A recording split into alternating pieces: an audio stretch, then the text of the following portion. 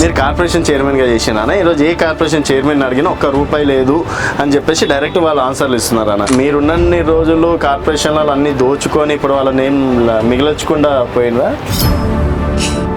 ఇప్పుడు హైదరాబాద్లో ఉన్న 300 ఛార్జింగ్ స్టేషన్లు మా హయాంలోనే అయినాయి. ఈవీ ఛార్జింగ్ స్టేషన్లు. ఒక్క ఛార్జింగ్ స్టేషన్ అయినా ఈ ప్రభుత్వం వచ్చినాక 3 సంవత్సరాలు ఒక్కటైనా పెట్టిందా చూపించమని. వాళ్ళు దోచుకోవడానికి చూస్తున్నారు కాబట్టి ఏం లేదంటున్నారు. మేము పని చేయడానికి చూసినాం కాబట్టి మేము ఏం చేయగలిగినా అది చేసినాం. కళ్యాణ్ లక్ష్మి షాదీ ముబారక్ గురించి ఈ మధ్యకాలంలో పెద్ద ఎత్తున చర్చ జరుగుతుంది. కళ్యాణ లక్ష్మికి కేసీఆర్ ₹1,16,000 ఇస్తున్నారు. మేము తులం బంగారం కల్పిస్తాము అని చెప్పారు. ఇప్పుడు ఆ తులం బంగారం అనేది భారమైంది. కొన్ని పథకాలు కూడా అంటే కేసీఆర్ గారు ఇచ్చినాయి. ఇప్పుడు రైతు బీమా కావచ్చు, తర్వాత కిట్ కావచ్చు, కేసీఆర్ కిట్ కావచ్చు, ఇట్లాంటివి చేసినా కూడా జస్ట్ బీఆర్ఎస్ పార్టీ ధర్నాలు చేసి ఆగిపోయింది. ఒకవేళ కళ్యాణ్ లక్ష్మి విషయంలో కూడా 10 రోజులు హడావిడి చేసి ఆగిపోతే ఏందన్న పరిస్థితి? ఏం చేస్తాము? ఆగిపోతే మళ్ళీ మీ ప్రభుత్వంలో కోసం 2 సంవత్సరాల తర్వాత మేము ఇస్తాం. 1,00,000 ఇల్లులు కడుతున్నాం హైదరాబాద్లో అని చెప్పేసి కావచ్చు. అప్పట్లో రాజు యువ వికాస్ ప్రతి ఒక్కరికి 5 లక్షలు ఇస్తున్నాం అని చెప్పేసి పెద్ద ఆర్భాటాలు చేసిండు. ఆయనకి ఇంతకుముందు రంగులేసే అలవాటు ఉండేది. ఇప్పుడు అదే కేసీఆర్ కట్టిన వాటికి రంగులేసాం. యువ వికాసం ఎంతమందికి వచ్చింది చెప్పమని. సోషల్ మీడియాలో ఎవరైనా తప్పుగా మాట్లాడితే వీపులు పలగొడతా అని చెప్పి రేవంత్ రెడ్డి బ్లాక్మెయిల్ బెదిరింపులు అయినంత మాత్రాన ప్రజలు చూసుకుంటూ ఉండరు. ములుగులో మీటింగ్ మాట్లాడుతున్నప్పుడు అక్కడ 500కే గ్యాస్ ఇస్తున్నా అని ఇట్లా ప్రకటిస్తున్నాడు. 500కి ఎక్కడ ఇస్తున్నాడు రేవంత్ రెడ్డి? ₹1000 తీసుకుంటుండు, మా దగ్గర ₹1,050 తీసుకుంటుండు. 500కి అని చెప్తున్నామేంది, అబద్ధాలు చెప్తున్నామేంది రేవంత్ అని మాట్లాడి అక్కడనే 4 లక్షల కోట్లున్న జిఎస్డిపి తెలంగాణ రాష్ట్రాన్ని 15 లక్షల కోట్లకు తీసుకుపోయిన ఘనత కేసీఆర్ కాదా? మరి ఇది మాట్లాడారు. రేవంత్ రెడ్డి దగ్గర ఉన్న ఒకటి ఏంటిదంటే ఆయన తప్పులు ఆయనే ఏదో ఒక సందర్భంలో బయట పెట్టారు.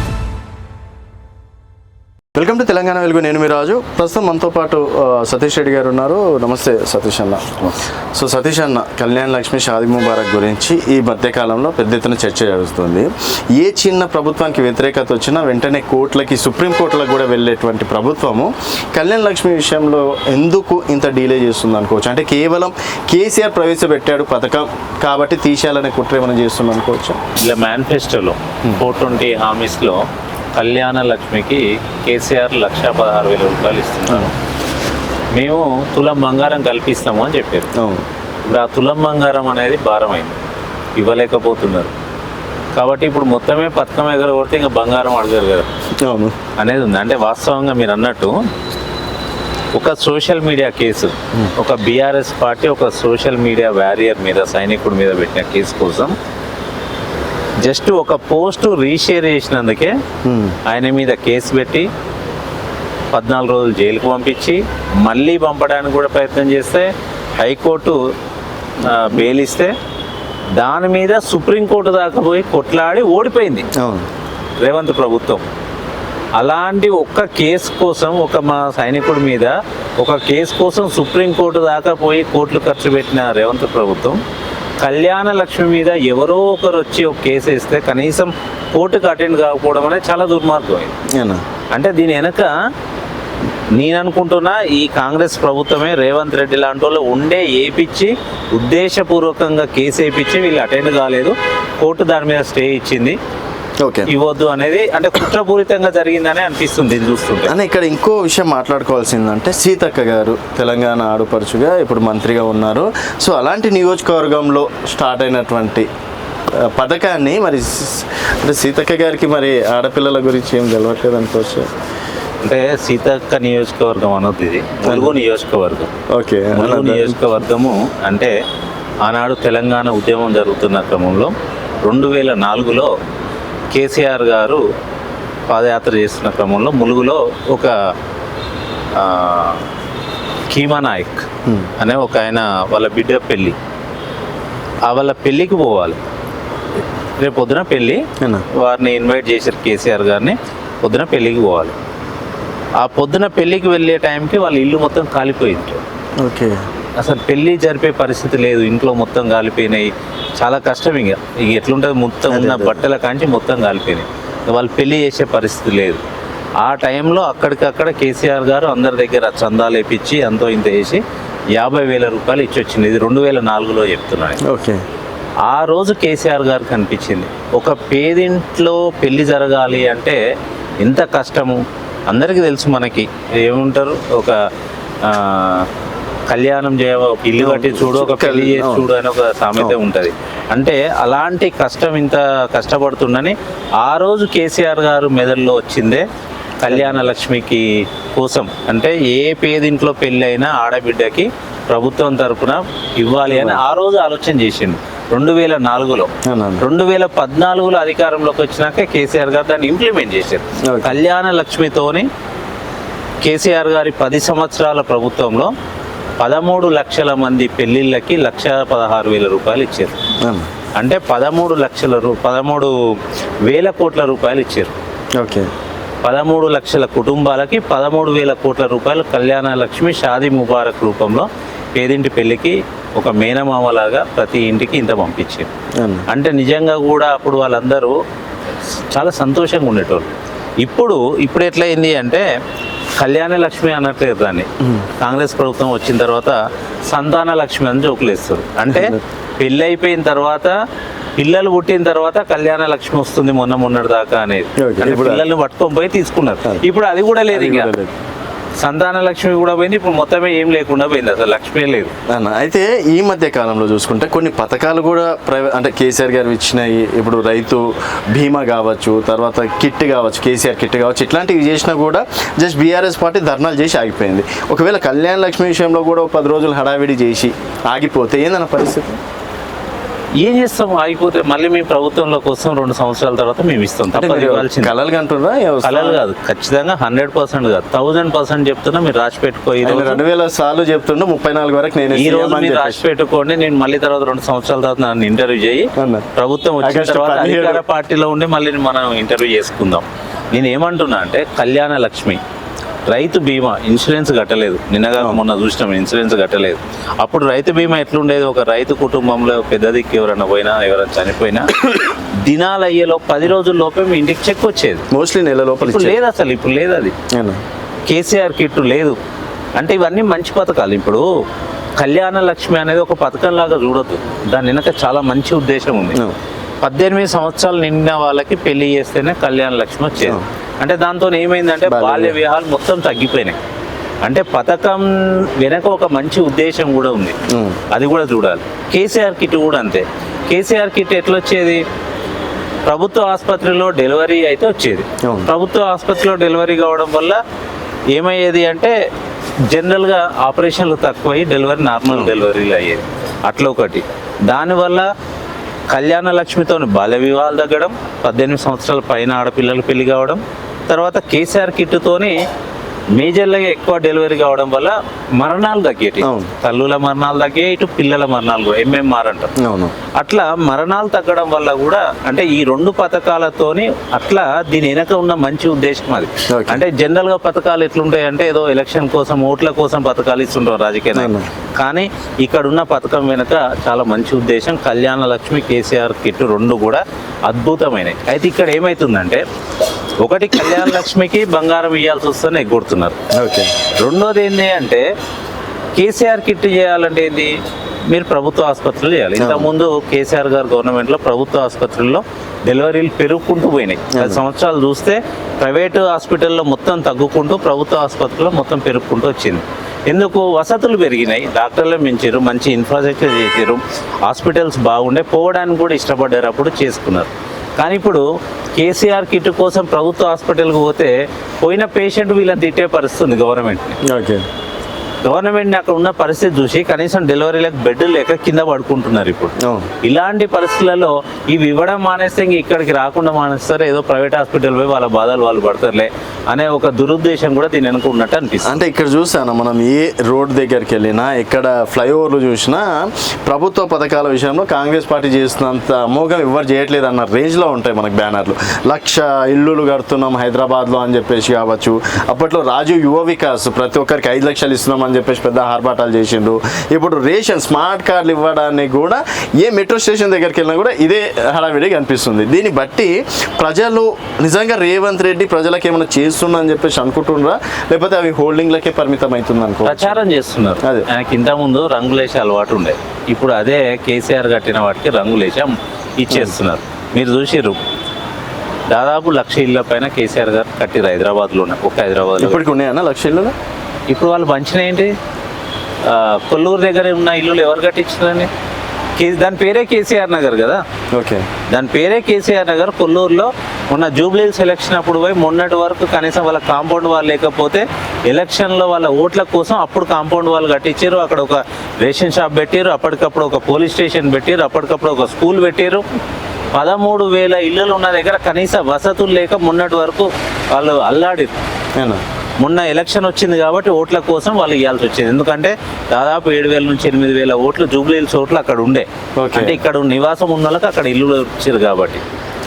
అంటే ఆ 13,000 ఇల్లు అందరికి తెలుసు కదా. కేసీఆర్ నగర్ ఇప్పుడు మీరు డబుల్ బెడ్రూమ్ అయితే కొల్లూరు వస్తుంది. ఎంత బాగా కట్టారు. ఒక్క రూపాయి కూడా తీసుకోకుండా, ఒక రూపాయి పైరవి కూడా లేకుండా ఇల్లులు ఇచ్చారు కేసీఆర్ గారు. మీరు ఆడికి పోతే 13,000 ఇల్లులో 13,000 మందిని అడగండి, ఏ ఒక్కరు కూడా పైరవితో వచ్చిందన్నారు, ఏ ఒక్కరు కూడా రూపాయి ఇచ్చినామని కూడా చెప్పారు. ఎందుకంటే నేను స్వయంగా పోయి మాట్లాడిన చాలా మందితో. కానీ ఇప్పుడు ఇచ్చే 1,00,000 ఇల్లులకి ఏమంటారు, 5 లక్షలు మేము ఇస్తాం, 6 లక్షలు మీరు పెట్టండి అంటారు. ఎప్పుడు 6 లక్షలు వీళ్ళు ముందు పెట్టాలి, తర్వాత వీళ్ళు 5 లక్షలు ఇస్తారా ఇయ్యరా వేరే విషయం. ఇప్పుడు ఊర్లలో డబల్ ఇల్లులు ఇచ్చారు, ఇందిరా ఇల్లు కట్టుకోండి అన్నారు. మీరు ఫస్ట్ కట్టండి, మీరు లక్ష ఇచ్చుకుంటూ పోతాం అన్నారు. చాలా మందికి ఒక 2-3 విడతలు ఇచ్చారు. ఇప్పటికి 2 విడతలు డబ్బులు ఇవ్వకుండా అందరూ ఇల్లులు కట్టుకున్నారు, అయిపోయింది. ఇంకా డబ్బులు రావు, అవి అయిపోయింది. దానికి కలర్ వేసుకున్నారు, ఇందిరా ఇల్లు అంటే రాసుకుంటారు, అయిపోయింది. ఇది మేము ఇచ్చినాము అంటారు. అంటే ఇంత దారుణంగా వీళ్ళ పథకాలు. యువ వికాసం ఎంతమందికి వచ్చింది చెప్పమని? అసలు రాలేదు. అసలు ఒక్కరికైనా ఎంతమందికి 5 లక్షలు వచ్చినాయి మీరు చెప్పండి. అన్ని చెప్పడానికే పథకాలు. ఇప్పటి వరకు వాళ్ళు సక్సెస్ఫుల్ గా ఈ పథకం బాగా ఇంప్లిమెంట్ చేసి ఒక్కటి చెప్పండి. ఫ్రీ బస్ అండి. ఉన్న బస్సులకు కేసీఆర్ గారు ఇచ్చిన బస్సులలో వీళ్ళని ఫ్రీగా తిప్పడం తప్ప ఒక్క కొత్త బస్ కొన్నారా? మీరు చూస్తున్నారు కదా. ఎలక్ట్రానిక్ బస్సులు అవి ఇవి అని చెప్పి ఇంకా మీరు ఏం చేస్తున్నారు? మహిళలను కోటీశ్వరాలు చేసే భాగంలో మహిళల పేరు మీద కొత్త బస్సులు కూడా కొంటారు. ఇంకా దీంట్లో ఏమంటారు, మహిళల పేరు మీద కొత్త బస్సులు కొంటారు, మహిళలకి ఫ్రీ బస్సులు మీరు అంటారు. నేనేమంటున్నా, మగవాళ్ళకి డబుల్ ఛార్జ్ చేసారు అంటున్నా. ఇంట్లో భార్య భర్తలు ఉంటే భార్యకి ఫ్రీగా ఇచ్చి భర్తకి డబుల్ వేస్తే ఫ్రీ అయినట్టు అది. ఇదే కాకుండా పల్లె వెలుగుకి ఎక్స్ప్రెస్ కలర్ వేసి దాన్ని ఎక్స్ప్రెస్ బస్ అన్నారు, దానికి ఛార్జీలు తీసుకుంటున్నారు. ఇది వాళ్ళ పథకం అమలు చేసే విధానం. ఏమన్నా మీరు ఇట్లా మాట్లాడుతుంది, సోషల్ మీడియాలో ఎవరైనా తప్పుగా మాట్లాడితే వీపులు పలగొడతా అని చెప్పి రేవంత్ రెడ్డి గారు అది బ్లాక్ మెయిల్ బెదిరింపులా? ఎందుకంటే మీరు కూడా సోషల్ మీడియాలో చాలా యాక్టివ్గా ఉంటారు కాబట్టి అది ఓన్లీ మీకేనా మాకు కూడా వర్తిస్తుందా అని. బ్లాక్ మెయిల్ బెదిరింపులు అయినంత మాత్రాన ప్రజలు చూసుకుంటూ ఉన్నారు. ఇది ప్రజాస్వామ్యం. తెలంగాణ అంటేనే పోరుగడ్డ. తెలంగాణలో ఎప్పటి నుంచో సాయుధ పోరాటం నుంచి ఇప్పటి వరకు కూడా తెలంగాణ ఉద్యమం వరకు కూడా పోరాడి తెచ్చుకున్నది ఏదైనా కూడా కొట్లాడి తెచ్చుకున్నది. ఎవరు భయపడేటోళ్ళు కాదు. ఇక్కడ ఈ గడ్డ మీద పుట్టిన వాళ్ళకే ఫస్ట్ పుట్టడంతోనే ఒక ఆ పోరాట తత్వం అనేది ఉంటుంది అట్లా. కాబట్టి ఎవరు భయపడేటోళ్ళు కాదు. తుపాకులు పట్టుకుని ఉద్యమకారుల మీదకి పోయిన చరిత్ర రేవంత్ రెడ్డి, కానీ ఎవరు భయపడరు. అందుకే ఆయనకు తెలుసు అవన్నీ. ఆయన దెబ్బలు తిన్నోడు కదా, ఆయన దెబ్బలు తినలేదు. ఆయన ఉస్మానియా యూనివర్సిటీలో ఆయనకు తెలుసు అవన్నీ తెలుసు. కానీ ఏదో బయటికి ఏదో మాటలు మాట్లాడతాడు, కానీ ఖచ్చితంగా ఆయన ఈపులే వలగొట్టే పరిస్థితి. నిన్న చూస్తే మనం నిన్న ములుగు పోయాడు. నిన్న ములుగులో మీటింగ్ మాట్లాడుతున్నప్పుడు అక్కడ 500కే గ్యాస్ ఇస్తున్నా అని ఇట్లా ప్రకటిస్తున్నాడు. అక్కడ ఈయన మాట్లాడుతుంటేనే వెనక ఆడవాళ్ళు మాట్లాడే నిన్న వీడియో బాగా వైరల్ అయింది, చూసింటారు. 500కి ఎక్కడ ఇస్తున్నాడు రేవంత్ రెడ్డి? 1000 రూపాయలు తీసుకుంటుండు మా దగ్గర, 1050 రూపాయలు తీసుకుంటుండు. 500కి అని చెప్తున్నావు, అబద్ధాలు చెప్తున్నావు రేవంత్ అని మాట్లాడారు అక్కడనే. అది వాళ్ళు చేసే పద్ధతి. వాస్తవంగా ఏ ఒక్క పథకం కూడా కరెక్ట్ గా ఇంప్లిమెంట్. ఇందిరమ్మ చీరల విషయంలో కూడా మాట్లాడాను, కానీ ఈసారి ఇంకా బాగుంటాయి అది అని చెప్పేసి. గతంలో ఆ చీరలను చూస్తేనే మంత్రులు కట్టుకోవాలనిపిస్తుంది అన్నట్టు కామెంట్స్ చేశారు. ఈసారి ఇంకెంత అద్భుతంగా ఉంటాయి. మీరు మగ మంత్రులు అన్నాడు. అదే మగ మంత్రులు మగవాళ్ళని చూపించుకుంటే వీళ్ళకి కట్టుకోవాలి అంటే వాళ్ళని కూడా ఆడవాళ్ళని చేసిండు, అవమానించిండు. అది వాస్తవంగా. ఎందుకంటే కేసీఆర్ గారు ప్రతి దసరాకి చీరిచ్చి మన మహిళల్ని గౌరవించుకున్నాడు. ఎందుకంటే జనరల్గా మన ఆడబిడ్డలకి ఏదైనా పండగకి చీర ఇచ్చుకొని గౌరవించుకోవడం. మీరు 200 రూపాయలు చీర ఇస్తే ఆయన 1000 రూపాయలు చీర ఇస్తున్నారు, అంత క్వాలిటీ చీర ఇస్తున్నారు. ఒకటి ఏ చీర ఇచ్చినాం అనేది కాదు, చీర ఇవ్వాలనే ఆలోచన వచ్చింది ఎవరికి? ఆయన కాస్ట్లీ ఇస్తుండే. మహిళలకి చీర ఇవ్వాలనే ఆలోచన ఆడబిడ్డలకి వచ్చింది ఎవరికి? కేసీఆర్కి వచ్చింది. కళ్యాణ లక్ష్మి పెళ్లికి మేనమామలాగా సాయం చేయాలని వచ్చిన ఆలోచన ఎవరికి వచ్చింది? కేసీఆర్కి వచ్చింది. డెలివరీ అయినప్పుడు మేనమామలాగా వాళ్ళ బిడ్డకి ఏదన్నా అన్ని సౌకర్యాలు 12,000 13,000 రూపాయలు ఇవ్వాలన్న ఆలోచన ఎవరికి వచ్చింది? మీకు ఎందుకు రాలేదు? 60 సంవత్సరాలు పాలించారు కదా, మీకు ఎందుకు రాలేదు? రైతు బీమా కానీ, రైతు బంధు కానీ, కళ్యాణ లక్ష్మి కానీ, మీలాగా కరప్షన్ చేసి 8,000 కోట్లు 9,000 కోట్లు దోచుకొని చేసినుంటే వీళ్ళు కూడా ప్రవేశపెడుతుండే కదా. కాంగ్రెస్ పార్టీ అట్లా దోచుకోలేదు కాబట్టి ఈ 2.5 సంవత్సరాలు కూడా ఆ విధంగా దోపిడీ లేదు కాబట్టే కదా ఒక్కొక్క స్టెప్ వేసుకుంటూ పోతున్నారు. ఉన్న దాంట్లో ఏమంటారు సర్దుకొని చేస్తున్నాడు అన్న. తప్పు ఉంది. 8,000 కోట్లు దోచుకుంటే ఇంట్లోకి పోతాయి కానీ ప్రజలకు మేము దోచుకొని ఉంటే ప్రజలకు ఎందుకు ఇస్తాము? మీలాగా అప్పులు చేస్తలేరు కదా, మీరు అప్పులు చేసిన దానికి మిత్రులు కట్టడానికే సరిపోయింది. కొత్త పథకాలు దోచుకుంటున్నారు కాబట్టి వాళ్ళు ఇస్తలేరు అంటున్నా. ఈ మాట నేను కాదు, రేవంత్ రెడ్డి అన్నాడు, మీకు గుర్తుందో లేదో. నేను ఒక్క సంవత్సరం కడుపు కట్టుకుంటే 40,000 ఇట్లా ఎడమ చేతం కడతా అన్నాడు. ఏది? రైతు రుణమాఫీ. మరి ఎంత చేసిండు అంటే నువ్వు కట్టుకుంటలేవనే కదా. నువ్వు కడుపు కట్టుకోలేదు, నేను దోచుకుంటున్నాను నువ్వే చెప్పినావు. నిజంగా కడుపు కట్టుకుంటే అందరికీ రుణమాఫీ అయ్యేది. నువ్వు చెప్పింది ఎంత? 40,000 కోట్లు. నువ్వు ఎంత ఇచ్చినావు? నువ్వు 20,000 కోట్లు కూడా ఇవ్వలేదు కదా. అంటే రేవంత్ రెడ్డి దగ్గర ఉన్న ఒకటి ఏంటిదంటే ఆయన తప్పులు ఆయన ఏదో ఒక సందర్భంలో బయట పెడతాడు. ఆయన చేసే కుంభకోణాలు కూడా ఆయన ఏం తింటున్నా కూడా ఆయన బయట పెడతాడు. వాస్తవంగా తెలంగాణ 2014 ముందు ఎక్కడుండే, 2023 కేసీఆర్ గారు దిగిపోయే టైంకి ఎక్కడుండే? ఈజ్ ఆఫ్ డూయింగ్లో నెంబర్ 1 ఉండే తెలంగాణ కాదా? పర్ క్యాపిటల్ ఇన్కంలో నెంబర్ 1 ఉన్నది కాదా? జిఎస్డిపిలో 15 లక్షల కోట్లకి 4 లక్షల కోట్లున్న జిఎస్డిపి తెలంగాణ రాష్ట్రాన్ని 15 లక్షల కోట్లకు తీసుకుపోయిన ఘనత కేసీఆర్ కాదా? మరి ఇది మాట్లాడారు. అప్పులు అంటారు. అప్పు 3 లక్షల కోట్లు 3.5 లక్షల కోట్లు అప్పు చేసినాం అనేది మేము కాదు, ఆర్బీఐ చెప్పింది, కేంద్ర ప్రభుత్వం చెప్పింది. వాళ్ళు 8 లక్షలు అంటారు, 10 లక్షల కోట్లు అంటారు. వాళ్ళు చెప్పిన నిజాలు కాదు. ఒక్క నిమిషం, నేనేమంటున్నా, మీరు చెప్పేది నిజమైతే బాజాప్తా అసెంబ్లీలో మీరు డాక్యుమెంట్ రిలీజ్ చేయండి అఫీషియల్గా. ఎంతనో మీరే అసెంబ్లీలో 3.5 లక్షల కోట్లు అంటారు, బయటకు వచ్చి 8 లక్షల కోట్లు అంటారా? అరే మీరు నోరా మోరా అది. సరే, మీరు కార్పొరేషన్ చైర్మన్గా చేసినా ఈరోజు ఏ కార్పొరేషన్ చైర్మన్ అడిగినా ₹1 లేదు అని చెప్పేసి డైరెక్ట్ వాళ్ళు ఆన్సర్లు ఇస్తున్నారు అన్న. ఏంటంటే మీరున్నన్ని రోజులు కార్పొరేషన్లలో అన్ని దోచుకొని ఇప్పుడు వాళ్ళని ఏం మిగిల్చకుండా పోయినరా? వాళ్ళు దోచుకోవడానికి చూస్తున్నారు కాబట్టి ఏం లేదంటున్నారు. మేము పనిచేయడానికి చూసినాం కాబట్టి మేము ఏం చేయగలిగినా అది చేసినాం. నేను నా కార్పొరేషన్ చైర్మన్గా, నేను రెడ్కో చైర్మన్గా నేను ప్రతి స్కూల్కి సోలార్ ఫ్రీగా చేయాలని చేసినాం. ఇప్పుడు ఈరోజు ప్రతి స్కూల్లో 33 కోట్లు పెట్టి నేను సోలార్ పెట్టించిన, పవర్ బిల్ లేకుండా. తర్వాత 360 కోట్లు నేనే తీసుకొచ్చి రెడీగా పెట్టిన. ఇప్పటికీ 2.5-3 సంవత్సరాలు అవుతుంది ఈ ప్రభుత్వానికి అది కనీసం చేయడానికి చేత కాలేదు. అదే నేను ఉంటే మొదటి 6 నెలల్లోనే అయిపోయేది. అది వాళ్ళకి చేయగానే ఇప్పుడు మొన్న చూసినాం. నా రెడ్కోలో ఇంతవరకు నేను ఉన్నప్పుడు అయితే ఎప్పుడు ఎవరి మీద ఏసీబీ రైడ్ కాలేదు. మరి మొన్న ఎందుకు అయింది? 200 కోట్లు ఆయన దగ్గర దొరికినాయి. మరి మేము చాలా చేసినామండి. ఇప్పుడు హైదరాబాద్లో ఉన్న 300 ఛార్జింగ్ స్టేషన్లు మా హయాంలోనే అయినాయి. ఈవీ ఛార్జింగ్ స్టేషన్లు. ఒక్క ఛార్జింగ్ స్టేషన్ అయినా ఈ ప్రభుత్వం వచ్చినాక 3 సంవత్సరాలు ఒక్కటైనా పెట్టిందా? చూపించమని. పెట్టుడు కాదు, మేము పెట్టిన వాటిని నాశనం చేశారు. ఒక్కటి కూడా అన్ని గన్లు అవన్నీ దొంగ పోతుంటే పని చేయకుండా ఉంటే చూసుకుంటూ ఉన్నారు. వాటిని బాగా చేస్తలేరు. మీరు చూడండి. అంటే వాళ్ళకి రేవంత్ రెడ్డి గారు ఫ్రీ హ్యాండ్ ఇవ్వట్లేదా, లేకపోతే కార్పొరేషన్ చైర్మన్లు విషయంలో ఏమన్నా?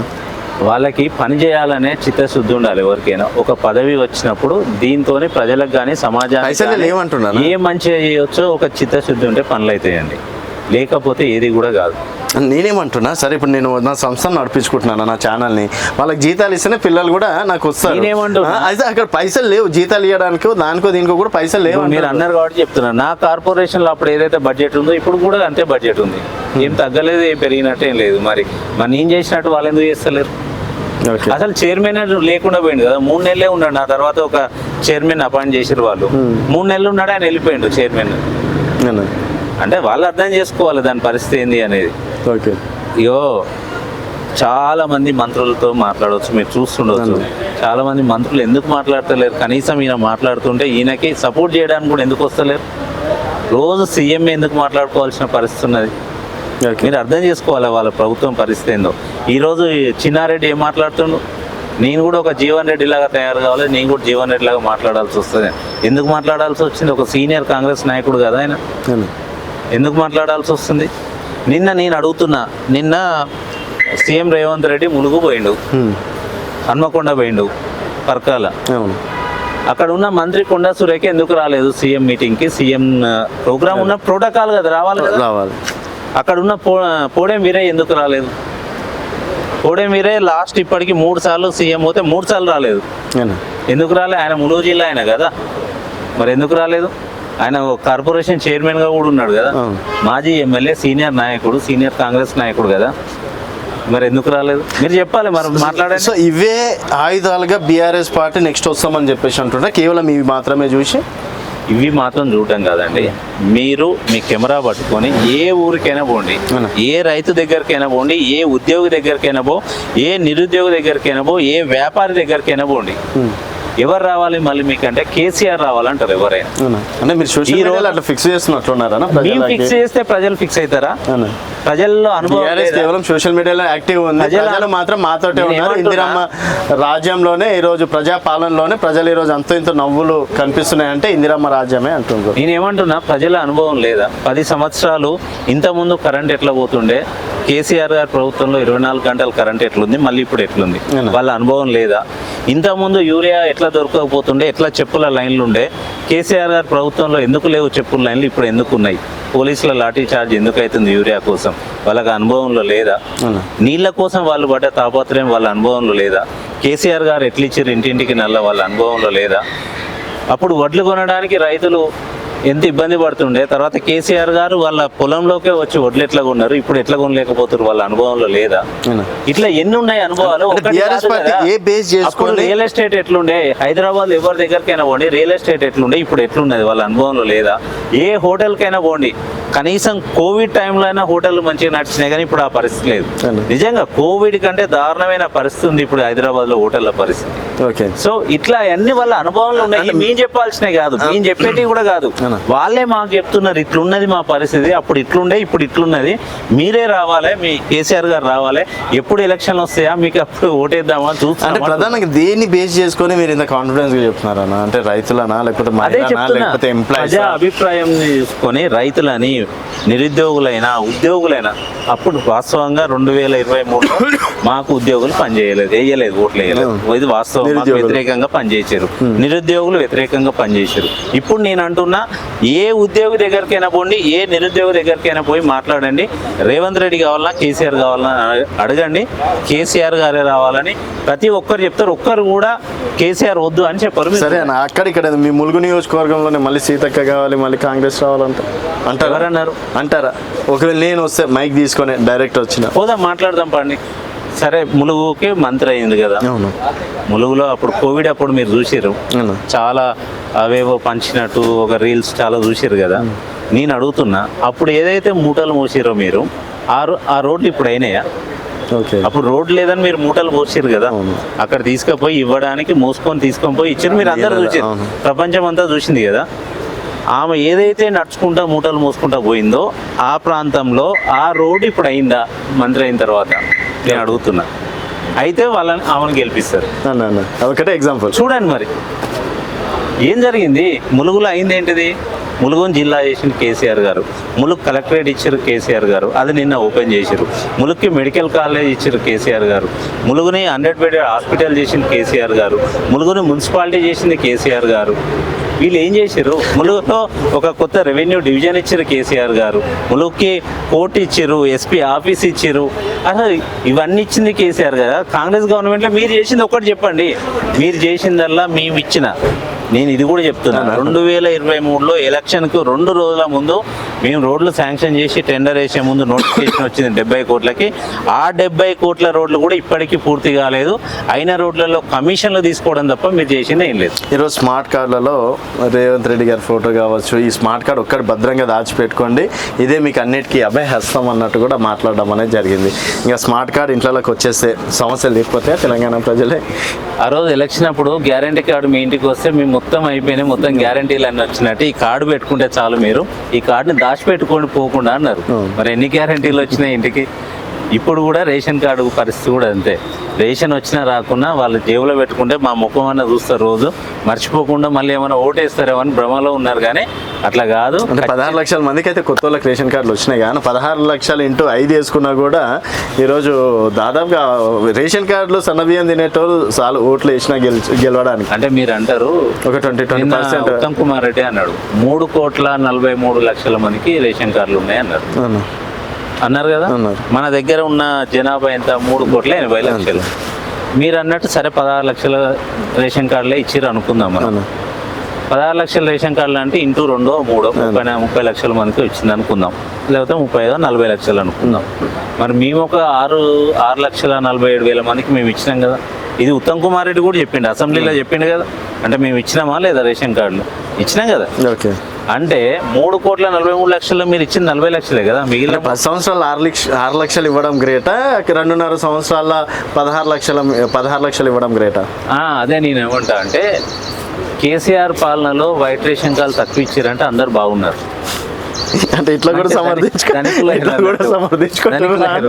ఇప్పుడు రేషన్ కార్డులు మీరు ఇవ్వాల్సిన పరిస్థితి వచ్చారు, పేదోళ్ళు అన్నట్టే కదా. అప్పటికంటే ఇప్పుడు వాళ్ళ పేదరికం పెరిగింది కాబట్టి మీరు ఇచ్చారు. సోషల్ మీడియాలో యాక్టివ్ ఉండి ఏదో రకంగా తిరగాలు చేద్దామని చూస్తున్నారు. వాస్తవం అండి, వాస్తవంగా కూడా నిజంగా కూడా మీకు కూడా తెలుసు 2014 ముందు మన లైఫ్ స్టైల్ ఎట్లుండే తెలంగాణలో ప్రజలది. 2014 తర్వాత 10 సంవత్సరాల కేసీఆర్ గారి ప్రభుత్వ హయాంలో ఎంత లైఫ్ స్టైల్ పెరిగింది, ఎట్లా పెరిగిందని మీరు కూడా అనుభవించారు. ఇంతకుముందు నేను చెప్పినా కదా, పర్ క్యాపిటా ఇన్కమ్ 4 లక్షల వరకు వచ్చిందంటే ఏ స్టేట్కి రాలేదండి. కర్ణాటక, తమిళనాడు, కేరళ వీటన్నిటిని కాదని, గుజరాత్ మోడీ రాష్ట్రం, సొంత రాష్ట్రం గుజరాత్, వీటన్నిటిని కాదని ఇప్పుడు వరిధాన్యం అంతకుముందు తెలంగాణలో ఎంత పండేదని మీరే చెప్పండి. 60 లక్షల టన్నులు పండితే 3 కోట్లకు తీసుకుపోయినామండి.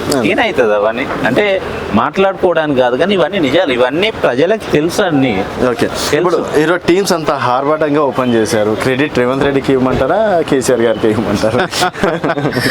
నేను ఇవాళ పొద్దున ఒక ట్వీట్ చేసిన, కేసీఆర్ గారు కోవిడ్ టైంలో కోవిడ్ రావడానికి ఏంది, వైరస్ ఎట్లా వస్తుంది అని ఒక ఎక్స్పర్ట్తో మాట్లాడుతుంటే, కోవిడ్ కాదండి ఇలాంటి 100 వైరస్లు వస్తాయి మీకు ఇంకా, అంటే ఏం చేయాలి అని కేసీఆర్ గారు అడిగితే, వాటిని మనం నివారించలేము కానీ ఉన్న మెడికల్ ఇన్ఫ్రాస్ట్రక్చర్ని పెంచుకోవాలి, పెంచుకుంటే మీరు జరిగే నష్టాన్ని తగ్గించుకోగలుగుతారు, అంటే మరణాలను తగ్గించుకోగలుగుతారు. అంటే అప్పుడు వారికి వచ్చిన ఆలోచన 4 టిమ్స్, ఒకటి నిమ్స్ హాస్పిటల్లో ఒకటి, తర్వాత వరంగల్లో ఒక సూపర్ స్పెషాలిటీ హాస్పిటల్ 2000 బెడెడ్ ఆడ.